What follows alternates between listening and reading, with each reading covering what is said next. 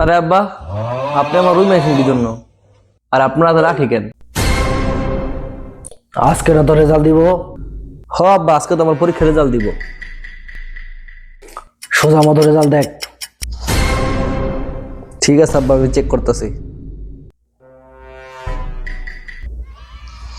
আব্বা, আমি তো পাস করছি। না, আমি বিশ্বাস করি না, মজা করিস না, কাপড় চোপড় খোল। আরে আব্বা, মিথ্যা কথা না, কাপড় চোপড় খুলবো কি জন্য আব্বা? আরে আমি জানি তুই মজা করতেছস, মজা করিস না। পাস করছি সত্যি, দেখেন আপনি।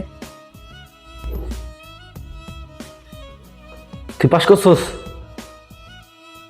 তুই তুই তুই আমার ছেলে হতে পারস না। আব্বা, আমি তো আপনার সন্তান। আব্বা, কি হলো আপনার? তুই আমার ছেলে না। আব্বা, আব্বা কি হলো? না না না না, তুই আমার ছেলে হতে পারস না। আমার ছেলে কোনদিন পাস করতে পারে না।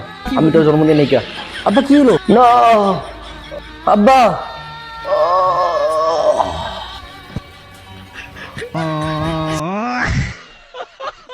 কি